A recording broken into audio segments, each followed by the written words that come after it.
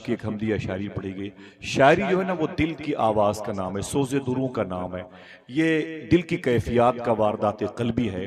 شاعری محنت کے بلبوتے پر ہوتی ہے تو مشہور ہوتی ہے، لیکن اگر عطا کی بنیاد پر ہوتی ہے تو مقبول ہوتی ہے.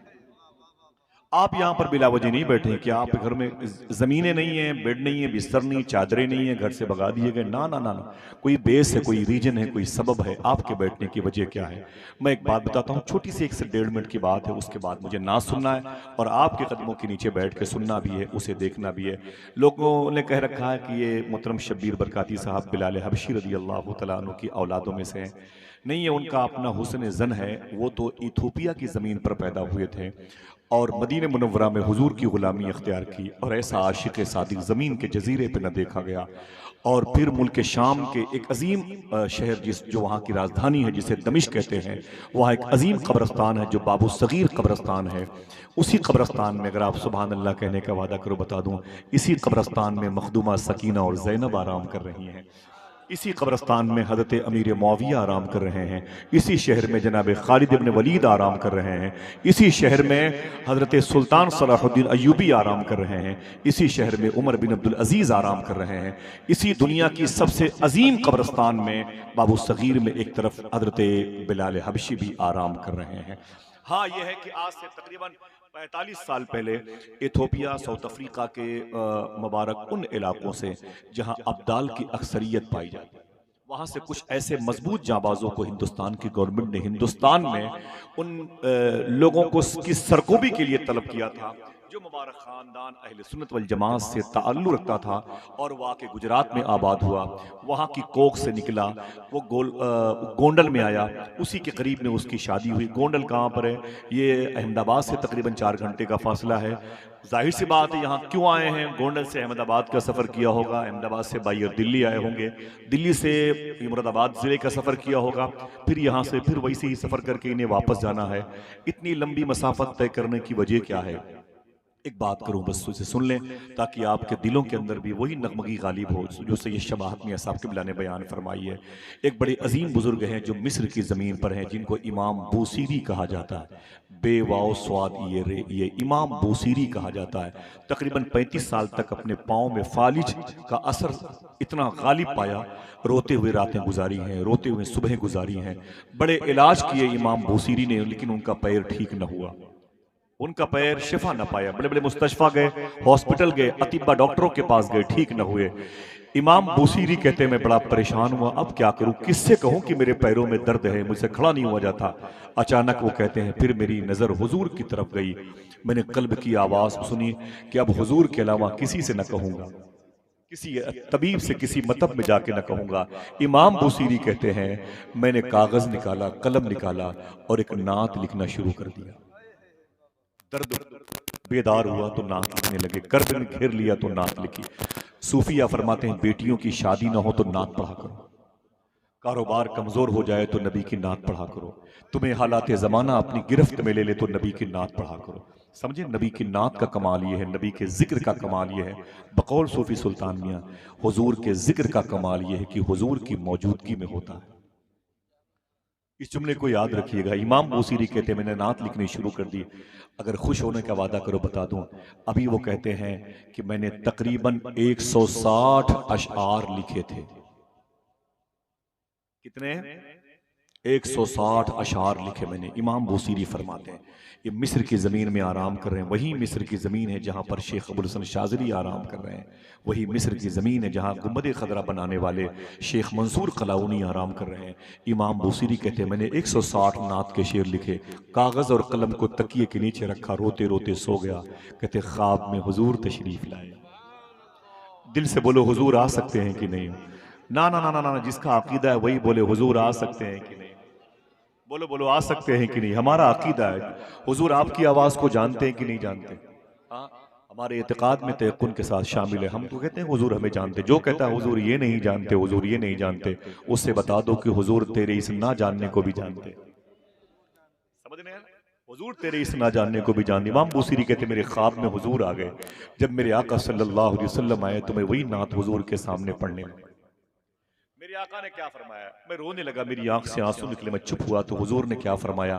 بوسیری جو نعت تم نے لکھی ہے مجھے بھی سناؤ۔ یہ چند آوازیں آئی ہیں، ان آوازوں کو مضبوط کرو۔ مجھے اچھا لگتا ہے، کیا ہنگامہ شاعری ہے، وہ بڑی دنیا دیکھی گئی۔ امام بوسیری کہتے ہیں مجھ سے حضور نے کہا جو نعت تم نے لکھی ہے مجھے بھی سناؤ، تو امام بوسیری کہتے ہیں پھر میں نے وہ نعت صاحب نعت کے سامنے پڑھنا شروع کیا۔ اگر خوش ہونے کا وعدہ کرو بتا دوں وہ نعت کون سی ہے؟ کون ایسا شخص ہے جس کو اس نعت کا شعر یاد نہیں؟ مولا یا صلی وسلم دائما ابدا، اللہ اکبر اللہ اکبر۔ امام بوسیری کہتے ہیں ابھی کم ابرأت والے شعر پر پہنچا تھا، حضور نے مجھے روک دیا، فرمایا ٹھہر جاؤ۔ میں رک گیا تو حضور نے اپنے کاندھے سے مبارک چادر شریف اتاری، امام بوسیری کہتے ہیں میرے کاندھے پہ رکھ دی۔ حضور نے اس چادر کو میرے کاندھے پہ رکھ دی، رکھنے کے بعد فرمایا بوسیری کیا چاہتے ہو؟ تو میں نے کہا آقا میرے پیروں میں درد ہے، 30-35 سال سے فالج کی وجہ سے میں بڑا پریشان ہوں۔ تو حضور نے اپنا اسی ملک میں ایک شہر کا نام ہے سمنان، جہاں مخدوم شب جہانگیر سمنانی پیدا ہوئے، سنجر میں خواجہ غریب نواز پیدا ہوئے۔ اگر بولنے کا وعدہ کرو بتا دوں، آپ بولو نہ بولو، آپ کے سر کے تاج علماء بولیں گے۔ اسی ملک ایران میں ایک شہر ہے شیراز، جہاں شیخ سعدی شیرازی آرام کر رہے ہیں۔ اسی ملک میں ایک شہر ہے مشہد، جہاں 8ویں امام علی رضا آرام کر رہے ہیں۔ اسی ملک ایران میں ایک شہر ہے جسے جام کہتے ہیں، جہاں شیخ احمد جام لیٹے ہوئے ہیں۔ یہ وہی بزرگ ہیں جو شیر پر سواری کر کے غوث پاک کی بارگاہ میں آئے تھے، انہی کے شیر کو غوث پاک کے کتے نے چیر پھاڑ ڈالا تھا۔ آپ کے شہر بریلی کے امام نے کہا تھا کیا دبے جس پہ حمایت کا ہو پنجہ تیرا، شیر کو خطرے میں لاتا نہیں کتا تیرا۔ یہی وہ پیارا ملک ہے جس میں ایک شہر ہے جیلان۔ جیلان کہاں پر ہے؟ ایک شہر ہے مشہد، 900 کلومیٹر کے فاصلے پر، وہاں کی راجدھانی ہے تہران۔ تہران سے تقریباً 600 کلومیٹر کا سفر کریں گے تو ایک چھوٹا سا ایئرپورٹ پڑے گا، اسے چھوٹا کیسے کہیں، اس کا تعلق غوث پاک کی پیدائش کی زمین سے ہے جسے رشت کہتے ہیں۔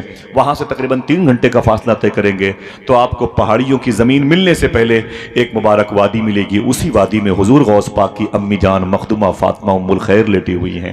آگے کا سفر کریں گے تقریباً 40 کلومیٹر، پہاڑیوں کے قریب سے گزریں گے تو سب سے آگے جائیں گے تو ایک چمکتا ہوا گولڈن کلر کا گنبد ملے گا، اسی گنبد کے سائے میں غوث پاک کے ابو جناب شیخ موسیٰ جنگی دوست لیٹے ہوئے ہیں۔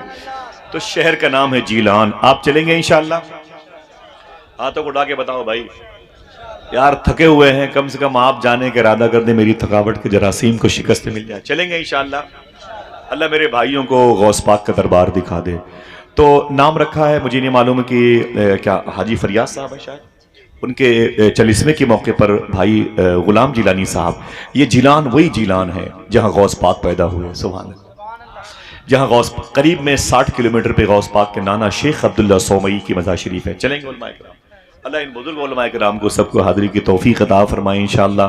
میں نے سفر کیا ہے، جتنے نام میں نے لیے شاید ایک آدھ جگہ نہیں گیا، ورنہ قریب قریب ہر جگہ حاضری ہوئی، بار بار حاضری ہوئی۔ اللہ کا شکر ہے، جلسے جلوس میں محنت کرتا ہوں، 4 پیسے ملتے ہیں، بغداد چلا جاتا ہوں۔ ٹھیک ہے، میری زندگی، میرا مشن، میری روح، میری جان، میرا ایمان سیدنا شیخ عبدالقادر جیلانی ہے۔ الحمدللہ رب مصطفیٰ کے تنے بے سایہ کا سایہ دیکھا، جس نے دیکھا میری جان جلوے زیبا تیرا۔ بھائی غلام جیلانی کا نام بھی اسی مناسبت سے اللہ ان کے دل میں جیلان کے شہنشاہ کی خوب محبت کوٹ کوٹ کر کے بھر دے۔ لوگوں کے پاس پیسے آتے ہیں تو کہاں کہاں تفریح کرتے ہیں لوگ، ایفل ٹاور جاتے ہیں دیکھنے کے لیے، چائنا کی دیوار کو دیکھنے کی تمنا میں دیوار کے نیچے دب کے مر جاتے ہیں۔ قسطنطنیہ کی دیوار کیسی ہے جس کو کوئی فتح نہیں کر پایا، ادھر کراس نہیں کر پایا، ذرا دیکھیں، اس کو دیکھنے کی تمنا میں لوگ سگریٹ پیتے پیتے مر جاتے ہیں۔ لوگوں کے پاس پیسے آتے ہیں تو کشمیر کے ڈل جھیل کے کنارے پر جاتے ہیں اور مرزا غالب کی غزلیں پڑھتے پڑھتے مر جاتے ہیں۔ کچھ لوگ تو تاج محل بنوانے کے چکر میں موت سے پہلے مرنا چاہتے ہیں، لیکن اللہ نے کچھ لوگوں کو دولت دی ہے، جب پیسے ان کے پاس آتے ہیں تو ان پیسوں کو حضور کی میلاد میں خرچ کرتے ہیں، حضور کے ذکر میں وہ خرچ کرتے ہیں، اللہ کے رسول صلی اللہ علیہ وسلم کی پاکیزہ بارگاہ میں خراج تحسین پیش کرتے ہیں۔ اللہ اس کے رسول کی بارگاہ سے ان کو ڈھیر ساری برکتیں، روحانیتیں، انعامات میسر ہوتے ہیں۔ میں مبارکباد پیش کروں گا بڑے بھائی محترم غلام جیلانی صاحب قبلہ کو، انہوں نے اپنے دادا حضور کے وصال کے چہلم کے موقع پر یہ محفل سجائی ہے۔ آپ سے بھی بن سکے تو چھوٹی سی محفل اپنے دروازے پر اپنے بزرگوں کے، اپنے باپ دادا کے انتقال کے بعد سجایا کرو۔ کوئی آئے نہ آئے، مدینے والے آقا ضرور آئیں گے انشاءاللہ۔ دل سے کہہ دیں انشاءاللہ۔ نعت پڑھ لیا آپ نے، سن لیا میرے بھائی سے قاری صاحب سے، سلام کا جواب دے دیا۔ اب یہ سب سے بڑا مسئلہ ہے کہ اگر موت آئے اس کے لیے کیا سود مند ہے؟ تو سب سے بڑی بات ہے کہ وہی دولہا ہے جس کا ایمان پر خاتمہ ہو گیا۔ پیار سے کہہ دو سبحان اللہ۔ جو کلمہ پڑھتے ہوئے دنیا سے چلا گیا اس کی موت نہیں ہوتی ہے، وہ مرنے کے بعد جہاں دفن ہوتا ہے آس پاس کے مردے کھڑے ہو کے اس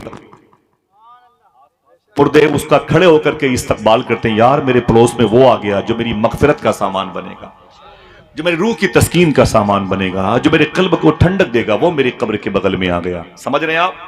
جس کا کلمے پر خاتمہ ہوتا ہے لوگ اس کا انتظار کرتے ہیں، اے میرے مولا اس کو میرے قریب دفن کی توفیق مل جائے، وہ میرے قریب دفن کی توفیق مل جائے، وہ میرے قریب دفن کی توفیق پا جائے۔ تو خوش قسمت لوگوں کے بیچ میں وہ مبارک روح کو رکھا جاتا ہے جس کا ایمان پر خاتمہ ہوتا ہے۔ ایمان پر خاتمہ کیسے ہوتا ہے؟ ایمان پر خاتمہ اسی کا ہوتا ہے جو ایمان پر خاتمے کی تیاری کرتا ہے۔ ایسے نہیں ہو جاتا۔ آپ کو جہاز چلانا نہیں آتا، آپ پائلٹ نہیں ہیں، آپ کہیں گے اے میرے مولا مجھے پائلٹ بنا دے، نہیں ہو سکتا جب تک آپ پائلٹ بننے کے سسٹم سے واقف نہ ہوں۔ 2500 سال اس میں آپ خرچ نہ کریں۔ آپ کہتے ہیں میں بریک لگا لوں گا، جب بریک لگانے کا طریقہ پہلے سے معلوم ہوگا تب نہ بریکر پہ بریک لگائیں گے۔ کلمہ پڑھتے ہوئے موت آ جائے یہ دعا مانگتے ہیں، پہلے موت ایمان پر خاتمے کی تیاری سے پہلے ایمان اس مبارک پاکیزہ راہ کے مسافر کو پڑھیں جس کا ایمان پر خاتمہ ہوا۔ وہ کیسا انسان تھا، اس نے اپنی لائف کیسے گزاری ہے، اس نے اپنی زندگی کیسے گزاری ہے، تب وہ کل نفس ذائقۃ الموت پر فورس دیتا ہے۔ میں مرا نہیں ہوں، میں نے صرف ٹیسٹ چکھا ہے، ذائقہ مجھے ملا ہے۔ کوئی بات نہیں، مائک آپ کا بہت اچھا ہے بھائی، میں 25 دنوں کا بھی تھکا ہوا رہا ہوں تو یہ خود بولتا رہے گا۔ وہ اتنا کمزور ہے یہ، بالکل لکھنؤ جیسا نا، کہ ذرا سے میری حرکت پر یہ خاموش ہو جاتا ہے۔ بہرحال میں ابھی تو میں راضی ہوں، ٹھیک ہے بھائی، بہت اچھا۔ اللہ میرے بھائی کے اس کاروبار میں برکتیں عطا فرما دے، اللہ برکتیں عطا فرما دے۔ بیٹھے ماشاءاللہ، یہ ایمان پر خاتمہ بڑی مشکل۔ آج ہم کیا ہے، نمازیں چھوڑ دیتے ہیں، کہتے ہیں میرا ایمان پر خاتمہ ہو جائے۔ ہم جھوٹ بولتے ہیں، کہتے ہیں میرا ایمان پر خاتمہ ہو جائے۔ لوگ نشہ کر رہے ہیں، مسلمانوں کے بچیاں مسلمانوں کی آوارہ ہو رہی ہیں۔ لوگ کہتے ہیں آپ دعا کریں ہمارا ایمان پر خاتمہ ہو جائے۔ لوگ کہتے ہیں حضرت آپ دعا کر دیں، وہ دعا کے لیے نماز کے بعد مسجد میں آتا ہے۔ اگر دعا ہی کروانی تھی تو پیچھے امام کے نماز بھی پڑھ لیا ہوتا۔ سمجھ رہے میری بات؟ ذرا ان برے کاموں سے ہم توبہ بھی تو کر لیے ہوتے۔ آج ہم شراب کی منڈی میں نظر آتے ہیں، بیئر بار کو آباد کرتے ہیں، ناچ گانوں کو آباد کرتے ہیں، پھر کہتے ہیں حضور آپ دعا کر دیجئے۔ میں آپ کو ایک بات بتاتا ہوں، یہ جو کلمہ شریفہ پڑھتے ہیں نا، لا الہ الا اللہ، پڑھ کے بتائیں کیسے؟ لا الہ الا اللہ، لا الہ الا اللہ، اونچی آواز میں، الا اللہ محمد رسول اللہ صلی اللہ علیہ وسلم۔ اسے پڑھا کیجئے انشاءاللہ، پڑھیں گے انشاءاللہ۔ لا الہ الا اللہ الا اللہ الا اللہ، پڑھا کیجئے انشاءاللہ۔ بائک پر بیٹھیں، وضو بنا کے بیٹھیں، گھر سے نکلیں تو اسے پڑھتے ہوئے جائیں۔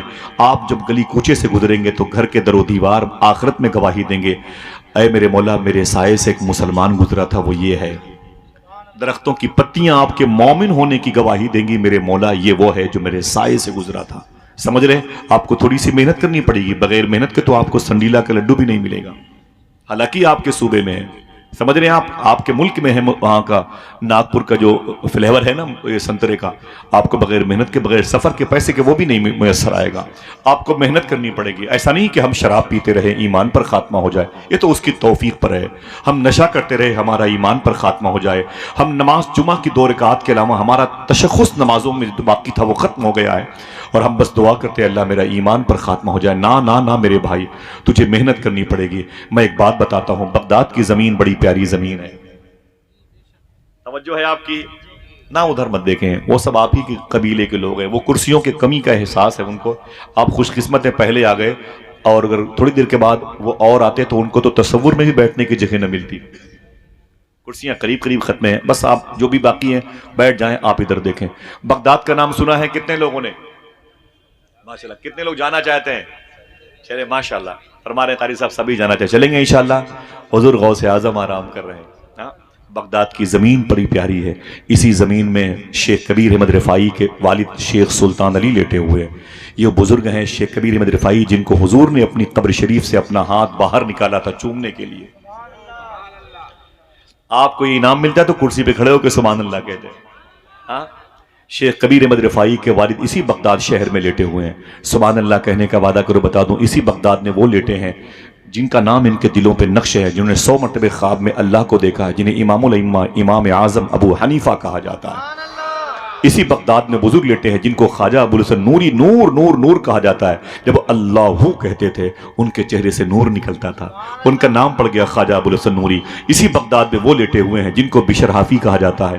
اسی بغداد میں وہ لیٹے ہوئے ہیں جن کو ابوبکر شبلی کہا جاتا ہے۔ اسی بغداد میں وہ لیٹے ہیں شیخ محروس جن کو اپنے وقت کا امام اعظم کہا جاتا ہے۔ اگر بولنے کا وعدہ کرو بتا دوں، اسی بغداد میں ایک محلہ ہے کرخ جہاں شیخ بہلول دانا لیٹے ہوئے ہیں۔ اسی محلے میں ذوالنون مسی لیٹے ہوئے ہیں۔ اسی محلے میں یوشع بن نون علیہ السلام لیٹے ہوئے ہیں۔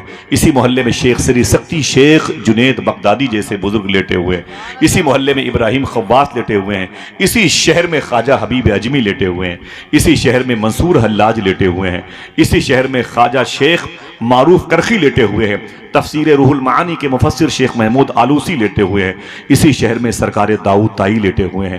آپ اگر پھر سے بولے تو اسی شہر کے قریب میں کربلا ہے جہاں امام حسین لیٹے ہوئے ہیں، جہاں مولا عباس لیٹے ہوئے ہیں، اون محمد لیٹے ہوئے ہیں، حر اور قاسم اور حبیب بن مظاہر لیٹے ہوئے ہیں۔ قریب میں کوفہ ہے جہاں ولایت کی دنیا کے بادشاہ، مشرق و مغرب کے بادشاہ مولا علی لیٹے ہوئے ہیں۔ اسی بغداد میں اتنے بڑے بڑے مشائخ عظام ہیں کہ امام غزالی اسی بغداد میں ہے، شیخ ابو خمرہ ہندی اسی بغداد میں ہے۔ ذرا پیار سے کہہ دو سبحان اللہ۔ غوث پاک کے ہاں چوری کرنے آئے تھے، خواجہ قطب الفی ابدال بنا دیے گئے، اسی بغداد میں لیٹے ہوئے ہیں۔ شیخ عامری اسی بغداد میں لیٹے ہوئے ہیں۔ خوش ہو جاؤ میرے بھائی کہ شیخ عبد القادر جیلانی اسی بغداد میں لیٹے ہوئے ہیں۔ حضور غوث اعظم فرماتے جس کی دعا قبول نہ ہو بغداد کی مٹی اٹھا کے دعا کرے، اللہ اس کی دعائیں قبول کر لے گا۔ کتنے لوگ چلیں گے بغداد؟ بولے ہاتھوں کو اٹھا کے انشاءاللہ چلیں گے۔ تیاری کرے، سچ بولتے رہے، حلال کھاتے رہے، انشاءاللہ بولے، ہاتھوں کو اٹھا کے بولے اور کوئی کام، اسی سارے کام اس کام کے بعد سچ بولتے رہے اور حلال کھاتے رہے، انشاءاللہ بولے۔ پھر کوئی شہر نوح نہ بنے گا، کوئی میوات نہ بنے گا، کوئی بھاگلپور نہ بنے گا، کوئی احمد آباد نہ بنے گا۔ آپ دو کام کرو، سچ بولتے رہو اور حلال کھاتے رہو، انشاءاللہ بولے۔ چلیں گے بغداد۔ اسی بغداد میں وہ درویش لیٹا ہوا ہے جس کو بشر حافی کہا جاتا ہے، بشر حافی کہا جاتا ہے۔ ان کی ایک بات مجھے بتانا ہے، اس کے بعد حضور غوث پاک کے شہزادے آنے والے ہیں، سنیں گے انشاءاللہ۔ ایک کہانی مجھے بڑی یاد آئی اس وقت کلمہ شریف کے حوالے سے۔ دیکھیں اللہ کی برکت، دیکھیں آپ بس بیٹھے رہیے گا انشاءاللہ، میرا دل بڑا لگے گا۔ اسی بغداد میں ایک دریا ہے جسے دریا دجلہ کہتے ہیں۔ یہ دریا دجلہ، یہ نہر دجلہ ہے جو بغداد شہر کے بیچوں بیچ سے گزرتی ہے۔ یہ نہر گزرتی ہے، ایک طرف کو کاظمین کہتے ہیں جہاں امام